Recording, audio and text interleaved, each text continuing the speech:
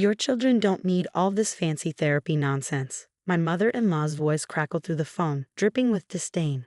I've given the center to Amanda. She'll put it to better use with her normal kids. I gripped my phone tighter, trying to process what I was hearing. My name is Olivia Parker, and at 35, I'd spent the last decade building the most comprehensive educational therapy center in our state. A center specifically designed to help children like my twins who have special needs. What exactly do you mean, you've given it to Amanda? I asked, keeping my voice steady despite the panic rising in my chest. Exactly what I said, Margaret sneered. I've already changed the locks and transferred all accounts to her name. Amanda has real children who could use that space for their dance classes. Your twins just need discipline, not all these expensive treatments. I glanced at the framed photo on my desk. My beautiful 8-year-old twins, Lucas and Emma, beaming after their first successful speech therapy session. The center had been their safe haven, a place where they could learn and grow at their own pace, surrounded by understanding professionals and specialized equipment. Margaret, you have no authority to. Oh, but I do, she interrupted, her voice sickeningly sweet. Your husband signed over everything to me last month. He agrees the twins need to stop being coddled. Amanda's already planning to convert the sensory room into a ballet studio. My blood ran cold. Tom, my husband, had been distant lately, spending more time with his family, especially his sister Amanda. But this felt impossible. The center has licenses, certifications. I started. Paperwork can be changed, Margaret laughed. Besides, who's going to stop us? You're just one person, and the whole family agrees with this decision. The twins will thank us later. I ended the call without another word, my hands shaking as I pulled up my emails. There it was, dozens of notifications about account changes, ownership transfers, all dated from the past week while I was at a special education conference in Seattle. The center wasn't just a building. It was a lifeline for over 50 families whose children needed specialized support. We had state-of-the-art equipment, specially trained therapists, and programs tailored to each child's needs. Amanda knew nothing about running a therapy center, let alone the complex requirements for maintaining our licenses and certifications. My office door creaked open and Lisa, our lead occupational therapist, poked her head in. Olivia, there's someone here claiming to be the new owner. She's demanding access to all the client files. I took a deep breath, straightening my spine. Tell Amanda she'll need proper authorization to access any confidential information. She's with your mother-in-law, Lisa added, her voice low. They're threatening to call the police if we don't comply. Let them, I said, pulling out my phone. In fact, I have some calls to make myself. What Margaret and Amanda didn't know was that I'd spent years protecting the center, not just for my children, but for every family who relied on our services. Tom might have signed some papers, but ownership of a licensed therapy center isn't something you can transfer like a used car. I dialed Dr. Morris, head of the state license board and a longtime advocate for special needs education. Sarah? It's Olivia Parker. We have a situation. As I explained the circumstances, Dr. Morris' response was immediate. This is a serious violation of multiple regulations. I'll have a team there first thing tomorrow. Don't let them access any client files. Next, I called James Henderson, my lawyer since the center's founding. They did what? He exclaimed. Olivia, this is actually perfect. We've got them on at least a dozen violations. I could hear Margaret and Amanda's voices getting louder in the hallway, their demands becoming more aggressive. But for the first time since receiving that call, I felt calm. They thought they were taking something from me, but they were really just walking into a trap of their own making. Through my office window, I watched as Amanda strutted around the playground equipment we'd specially designed for children with sensory processing issues. She was measuring spaces, probably already planning her dance studio renovations. Margaret stood nearby, looking smug as she pointed out changes they'd make. My phone buzzed with a text from Tom. Mom says you're being difficult about the center. Just let it go. Amanda needs this. I stared at his message, feeling a strange mix of sadness and determination. The man I married would never have dismissed our children's needs like this. Somewhere along the way, I lost him to his family's influence, but I wouldn't lose this center. Too many children depended on it. Lisa knocked again, her face worried. They're threatening to have us all removed for trespassing. I stood up, smoothing down my jacket. Tell them to wait in the conference room. I'll be right there. As I gathered my files, licensing documents, certification requirements, client confidentiality agreements, I thought about every child who'd found their voice in our speech therapy rooms, every parent who'd cried tears of joy watching their child master a new skill. Margaret and Amanda were about to learn that taking over a licensed therapy center involved a lot more than changing locks and transferring bank accounts. They thought they were dealing with just one determined mother. They had no idea they were about to face the full force of state regulations, medical licensing boards, and a team of professionals who dedicated their lives to helping special needs children. I walked toward the conference room, my heels clicking against the floor with each step. Through the glass, I could see Margaret and Amanda, looking impatient and superior. They thought this was the end of something. They were wrong. This was just the beginning. The conference room door clicked shut behind me as I entered, facing Margaret and Amanda's smug expressions. Amanda was already sitting in my chair, feet propped up on the custom table we designed for our parent-therapist meetings. Finally, Margaret huffed. "We've been waiting forever. Now hand over the client files and leave quietly. We don't want to make a scene." I placed my folder on the table, carefully sliding into a chair across from them. "Before we discuss anything, I should inform you that this entire conversation is being recorded. It's standard protocol in all therapy center meetings."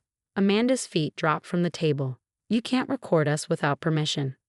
Actually, it's stated clearly in the sign you passed entering the building. The one next to our licensing and certification displays." I opened my folder, spreading out several documents. "Speaking of which, let's discuss what you're actually trying to take over." "We're not trying anything," Margaret snapped. "We've already done it." Tom signed ownership transfer papers. I interrupted calmly. "But this isn't just a building or a business. This is a licensed medical facility specializing in pediatric therapy. Let me explain exactly what you've walked into."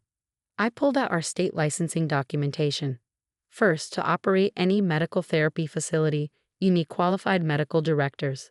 Amanda, what's your medical background?" Amanda shifted uncomfortably. "I don't need one. I'm turning this into a children's activity center." "Interesting." I made a note on my pad. "So you're planning to terminate medical services for 53 children currently under treatment plans. Plans that are, by the way, legally binding contracts with insurance companies and medical providers?" Margaret waved her hand dismissively. "Those children can go somewhere else. This location is perfect for Amanda's dance studio." "Perfect except for the specialized medical equipment bolted to the floors and walls," I continued. "Equipment that's leased through medical supply companies and tied to our facility's license. Equipment that cannot be removed or repurposed without state medical board approval." The confidence was starting to fade from their faces. I pressed on. "Then there's the matter of patient confidentiality. By attempting to access patient files without proper medical credentials or authorization, you've already violated AIBA regulations. That alone carries significant legal penalties." "You're just trying to scare us," Amanda said, but her voice wavered.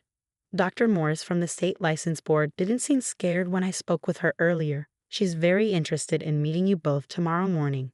She's particularly curious about your plans to convert a licensed medical facility into a dance studio without proper reasoning permits." Margaret's face reddened. "Tom approved all of this. You're just being difficult, as usual." "Tom's signature means nothing without proper medical board approval." "Would you like to see the actual requirements for transferring ownership of a medical therapy facility?" I pulled out another stack of papers. "It's quite extensive. Background checks, medical credentials, state board reviews." The door opened and Lisa entered with another woman I'd been expecting. "Miss Parker, Dr. Reynolds from the insurance board is here for her scheduled inspection." Margaret and Amanda's heads whipped around as a stern-looking woman in a business suit entered, carrying a tablet. "Perfect timing," I said. "Dr. Reynolds, these are the individuals attempting to terminate services for our patients without proper insurance notification." Dr. Reynolds raised an eyebrow. "The ones planning to convert a licensed therapy center into a dance studio. How fascinating. I have several questions about your intended handling of active insurance claims and ongoing treatment plans." Amanda stood up abruptly. "This is ridiculous. Mom, let's go." "Leaving so soon?" I asked. But we haven't even discussed the equipment contracts, medical record retention requirements, or facility licensing compliance. Did you know that attempting to terminate medical services without proper patient notification is considered patient abandonment? The medical board takes that very seriously. Margaret's face had gone from red to pale. You planned this. No, Margaret. You planned this. I'm just following the procedures and protocols required by law. The same laws you thought you could ignore. Tom will hear about this, she threatened. Yes, he will. Along with his signature on fraudulent transfer documents. The medical board is particularly interested in that part. They stormed out of the conference room, Margaret already pulling out her phone, probably to call Tom. I turned to Dr. Reynolds, who was actually my friend Sarah from law school, now specializing in medical facility compliance. Think they bought it? She asked with a slight smile. The insurance board badge was a nice touch, I replied. How long before they realize you're not actually from the board? Long enough for the real inspectors to arrive tomorrow. James called in some favors. They're expediting everything. No one's happy about someone trying to shut down a children's therapy center. I sank into my chair, the adrenaline finally wearing off. I just can't believe Tom was part of this. Sarah squeezed my shoulder. Focus on protecting the center first. We'll deal with Tom later. My phone buzzed. Speaking of Tom. His message was exactly what I expected. Mom's furious. Why are you making this so difficult? Just let Amanda have the center. You're being selfish. I showed Sarah the message. She shook her head. He really has no idea what he's done, does he? No, I replied, but he's about to find out. Outside my office, I could hear the regular sounds of the center continuing, children laughing in therapy sessions, parents chatting in the waiting room, the gentle whir of specialized equipment. All of this had been built with love, care, and strict adherence to every medical and legal requirement. Margaret and Amanda thought they could just walk in and take it all away. They thought because Tom had signed some papers, they could erase years of work and dedication. They were about to learn just how wrong they were. Tomorrow, the real officials would arrive. Tomorrow, every violation they committed would be documented. Tomorrow, they'd understand exactly what happens when you try to steal a licensed medical facility from someone who'd spent years protecting it. But for now, I had therapy sessions to oversee and children who needed the safe space we created for them. I picked up my next patient's file, heading to the session room where a young boy waited to continue his speech therapy. This center wasn't just a building or a business. It was a lifeline, a sanctuary, and a place of hope. And I would fight with everything I had to keep it that way. The real battle was just beginning. The next morning arrived with the weight of anticipation. I got to the center early, watching through my office window as 3 official vehicles pulled into the parking lot. Dr. Morris from the state license board led the team, followed by representatives from the medical board and child services. My phone had been buzzing all night with messages from Tom and his family. Accusations, threats, guilt trips, but I silenced it. The time for family drama was over. This was about protecting the children who depended on our services. Right on cue, Margaret and Amanda burst through the front doors, Tom trailing behind them. The confidence on their faces faltered when they saw the officials gathered in the lobby. What's going on? Tom demanded, finally finding his voice. Olivia, what have you done? Mr. Parker, Dr. Morris stepped forward. I'm from the state license board. We're here to investigate multiple violations regarding attempted unauthorized transfer of a medical facility and patient endangerment. The color drained from Tom's face. Patient endangerment? This is just a misunderstanding about ownership. A misunderstanding. The medical board representative cut in, opening a folder. We have documentation of attempts to access confidential patient files without authorization, plans to terminate ongoing medical treatments without notice, and fraudulent transfer of a licensed medical facility. Each of these is a serious violation. Margaret stepped forward, her usual arrogance cracking. Now wait just a minute. Tom signed everything over legally. Mrs. Parker, Dr. Morris interrupted.